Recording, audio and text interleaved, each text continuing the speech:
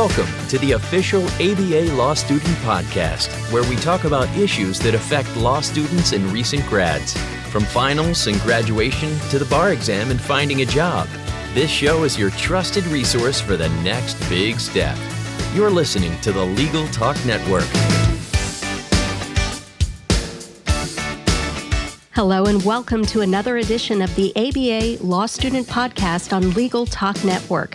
I'm Sandy Gallant. I'm the 7th Circuit Governor representing the states of Illinois, Indiana, and Wisconsin for the Law Student Division, and I'm currently a 2L at the Northern Illinois University College of Law in DeKalb. Our show today is sponsored by the American Bar Association Law Student Division.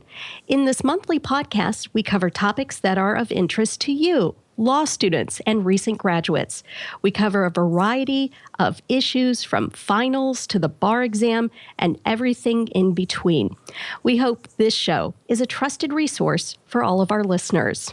Our show today is focused on gender diversity and equality in the workplace, and a new book is offering advice for navigating the gender bias minefield that is all too apparent today. Named one of the 50 most influential women lawyers in America, Chicago lawyer Andrea Kramer just wrote the book that every professional woman needs to read. That book is Breaking Through Bias, Communication Techniques for Women to Succeed at Work. Andy co-authored Breaking Through Bias with her husband, Alton B. Harris. It is quickly becoming a real guide and tool for law firms and law schools across the country. Not just because it sheds a giant spotlight on this hot-button issue, but it also is helping empower women to recognize their own power to overcome stereotype-driven obstacles to achieve career success. Andrea S. Kramer is a partner in the international law firm of McDermott, Will, and Emery, where she heads its financial products, trading, and derivatives group. Andy Kramer, welcome. It's a real pleasure to have you with us today. Thank you very much, Sandy. I'm glad to be here. Well, this is a huge issue in workplaces across the country. And, it's not just found in the legal arena. So back up. And first of all, how long have you been practicing law? Sandy, I've been practicing law for a lot longer than you've been born. Oh. Unfortunately, the problems aren't getting any better. And so one of the things that prompted Al and I to decide to write this book and to write it together is because what we found was that there are techniques that women can use in gender-biased workplaces to succeed. And one of the issues is that very often people believe or hope that the world is going to become fair and that it's going to be gender neutral. And that's when all of a sudden things are going to fall into place. And the reality is that what are we going to do today? What are you going to do in your first job, your second job? What are the other listeners going to do? That they're going to need to be sure that they have the same opportunities. And in gender-biased workplaces, not just men, but women carry the same gender stereotypes and will affect the way that we perform. And so we decided to write Breaking Through Bias because we believe that women can achieve career success in biased organizations. And what they need to do is a lot of it has to do with communication techniques. So I'm curious, over the years, were you just really observant and what techniques did you use and instill to really develop these techniques? Well, I started my practice at a small firm where it was clear that the partners couldn't care if you were purple with polka dots. If you did a good job, they wanted you on their projects. And I worked there for about 13, 14 years, and then I went to a big firm. And what I found at the big firm was that the way that women were being treated both at my firm and in the other big firms that I was dealing with was different from the way that the men were being treated. And what really changed for me, my perspective, and when I saw that there is a need for some dramatic change, was when I was serving on our compensation committee. And what I found out was that in the first handful of self-evaluations that I read, I could identify those written by women and those written by men. Really? Absolutely. The men were very comfortable saying, I'm a total rock star, and I've done wonderful things, and I'm important, and I deserve to be carried around in a golden chariot. And the women would say, I worked on the ABC project, and my team was the following 12 people. And even if she was the one that had figured out how to save the client $500 million, she didn't say it in her evaluation, because women, one of the stereotypes that we grow up with is that women are supposed to be modest. And so women are trained, socialized, since we're little girls, to not present ourselves as the talented and competent people that we are. So I'm sure after reading those self-written reviews did you go back to any of those associates and say, let me mentor you, let me help you? Well, yes, but originally not on a one-off basis. So that what happened is I started a self-evaluation do's and don'ts checklist, which was originally presented to our women lawyers, and we then rolled it out to all of the lawyers. And it's not just the associates, it's actually the partners that write self-evaluations as well. And so in evaluating how to write a self-evaluation, that was really one of the first pieces that I wrote about gender communication. And that's actually still passed around from new lawyer to new lawyer, I'm told. But I've developed from that and built off of that to where we are now with breaking through bias. I think women, no matter the age, are really good at identifying bias when they encounter it, when they experience it. But I do believe that one of the things that we are not very tuned to handling well is really how to purposely counter those gender stereotypes. So what are some of the techniques that women can develop? Well, one of the things about gender stereotypes is that they are not just how we're expected to behave, but it's also there's punishment involved if we don't meet certain gender stereotypes. So, for example, if women are supposed to be kind and nurturing and concerned about other people and modest and emotional falls into that bucket as well, then we're considered to be nice people, but we don't have what it takes to be first-rate lawyers. If we say we're going to follow the stereotypes that apply to men, which happen to be the same stereotypes that we think about for leaders, so that what we're going to do is we're going to be aggressive and ambitious and forceful and independent and get the job done. Well, now we're acting outside of the feminine stereotypes, the communal stereotypes. And so people don't know what to do with us. So their hair catches fire. And so what women need to do is we need to understand that we need to be able to play with and use both the communal characteristics that we all have and the agentic agency. Those are the stereotypes associated with men and leaders, the agentic stereotypes.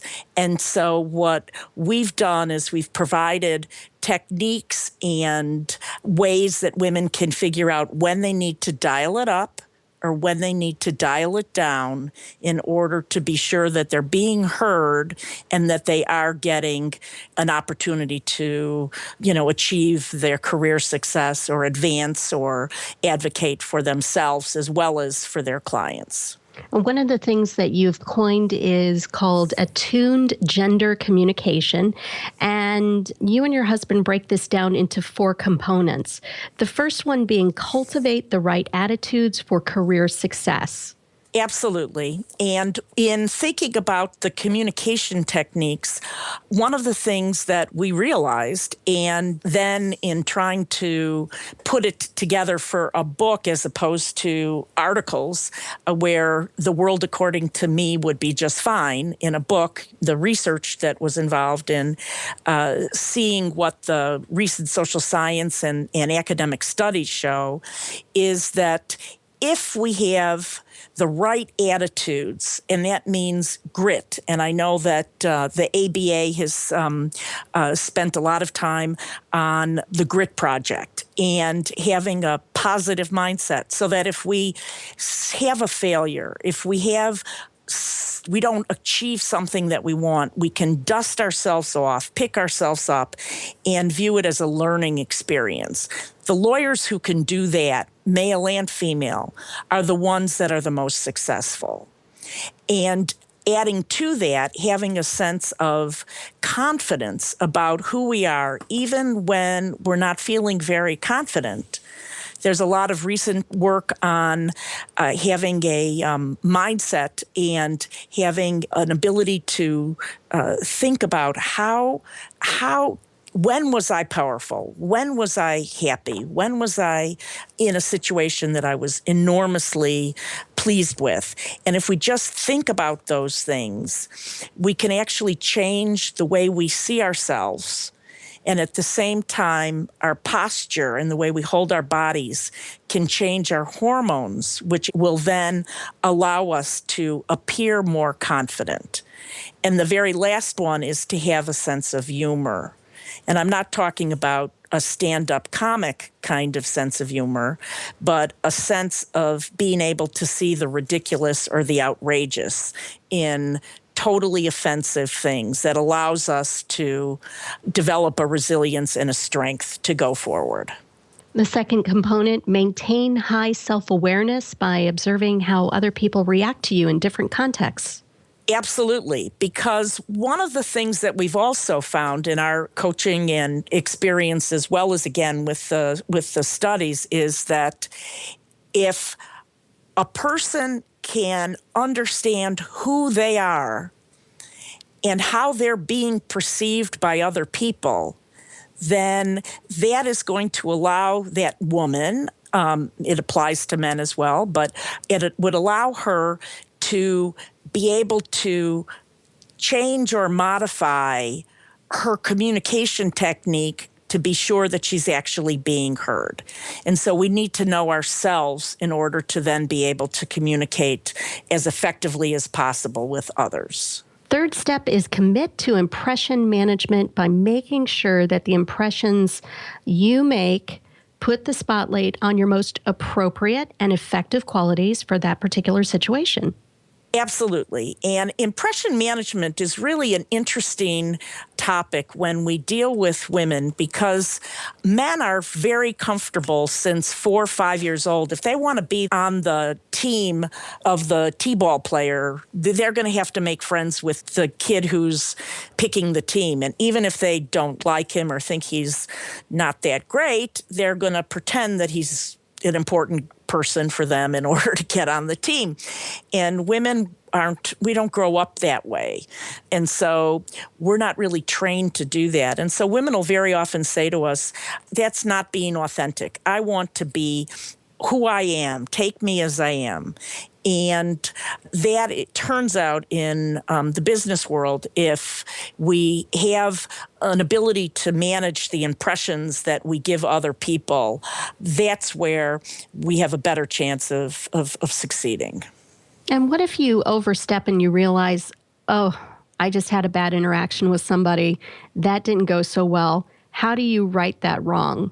How do you turn lemons into lemonade? Well, it turns out that first impressions can be very hard to change, but first impressions are not permanent. And so by understanding what we've done that has resulted in a reaction that is different from the reaction that we want, what we can do is we can then identify how to go forward. Maybe we need to be more soft-spoken. Maybe we need to be more aggressive. Maybe we need to change the way we're speaking so that we're being clearer as to what it is that we're trying to say.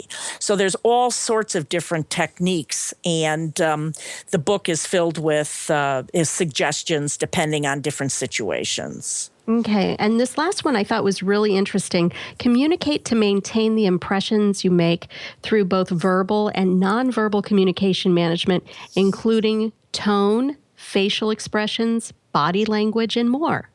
Absolutely. We spend so much time working on our legal arguments, so much time working on whatever position we're going to be taking on behalf of our clients, that we don't focus on what the rest of the communication picture is.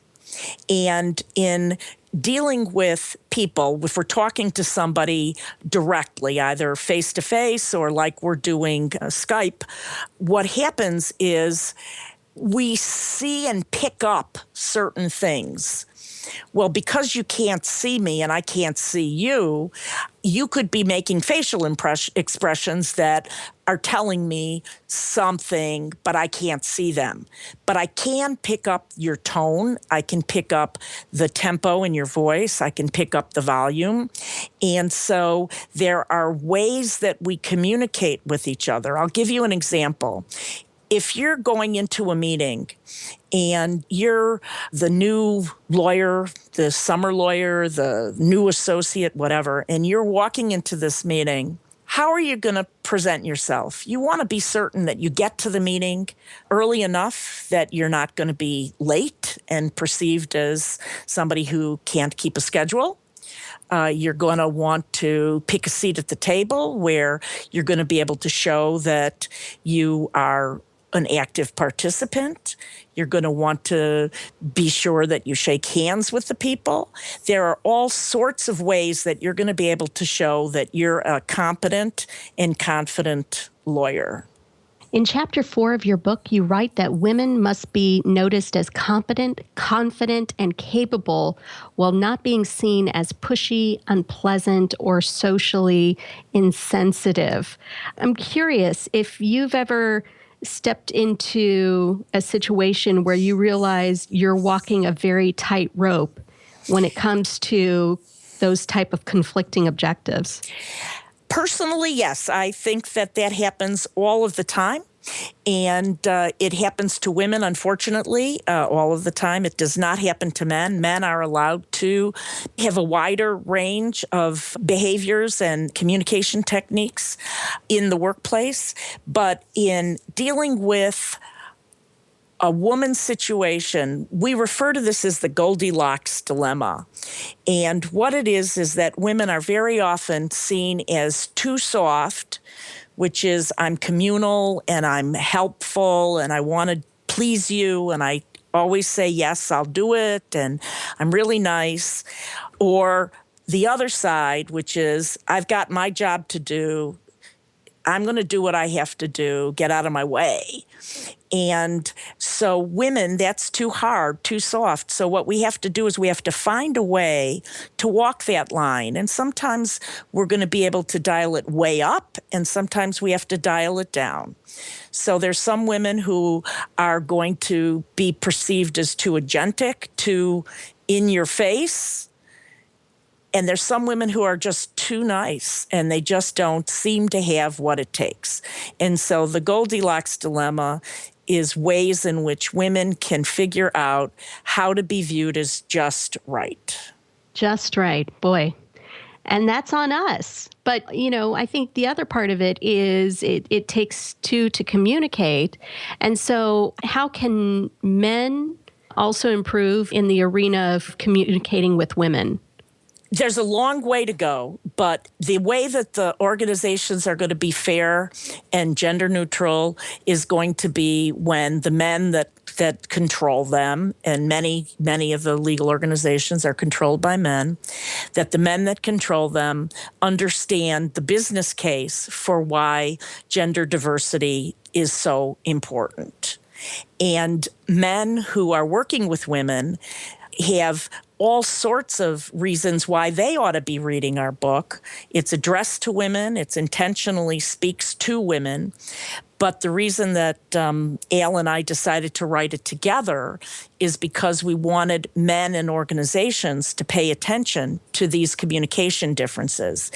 And it's important for men to understand how stereotypes and biases affect how women are going to communicate, just as much as it is for them to understand how they're more likely going to communicate.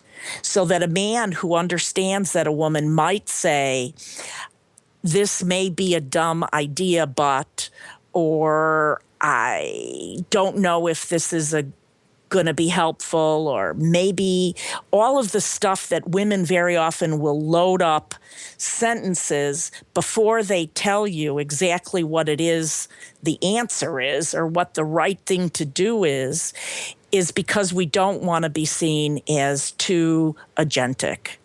And so women will do different sorts of language patterns that make them appear weak.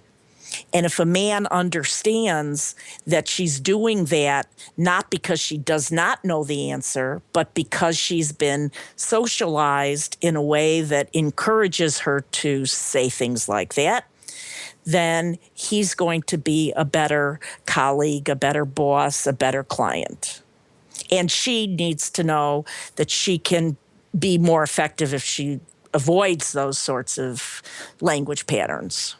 Do you think if we master these communication skills early on, that it really opens up the door to better compensation, to really breaking through that glass ceiling when it comes to the pay gap by just having great communication skills early on?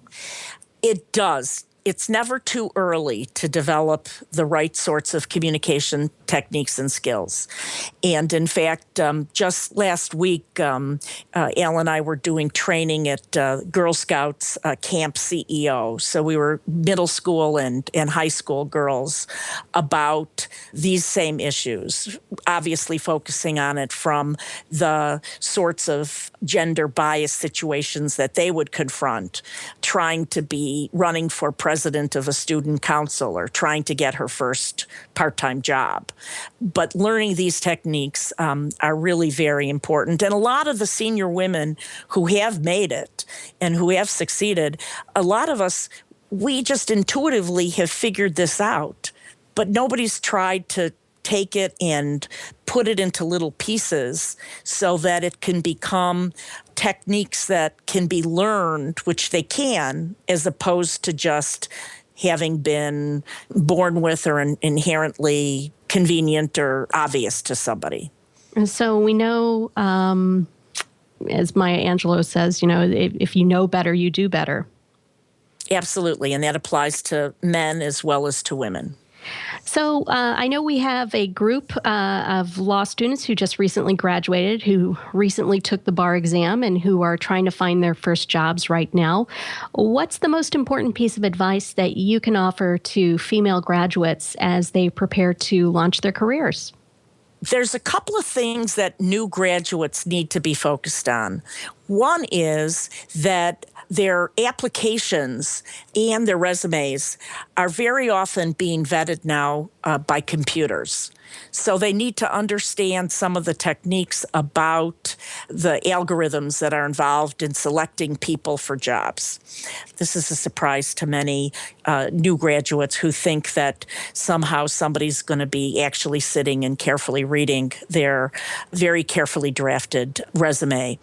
You've got to have a cover letter that is coherent, no typos, no mistakes in grammar, same with the resume. Once you get that first interview, we have techniques in our book about how to appear confident, how to feel good about yourself when you go in for your interview. And an issue that women in particular have to worry about is that we're often asking for references from other people. And the references that men get and the references that women get are typically colored by gender stereotypes, so that the letters that men get talk about how he's a great leader, how he's got what it takes to be an amazing lawyer, and her reference letter is going to talk about how nice she is and how accommodating she is or how hard she works.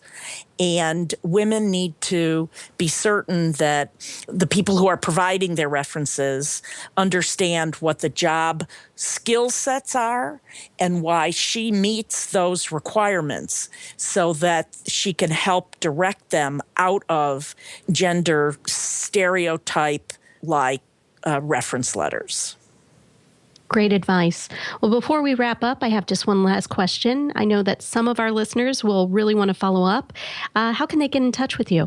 Well, we have a website called andyandal.com, and that's ANDIE and ANDALAL.com.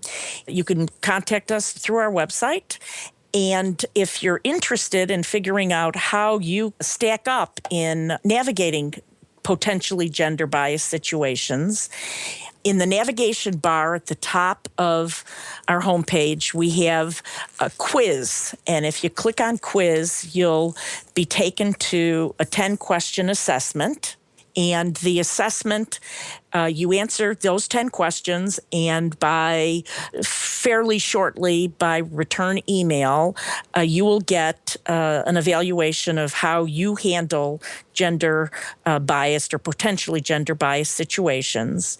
And it's written from a woman's perspective, but men are told that they're supposed to put themselves in the shoes of a woman in answering the questions.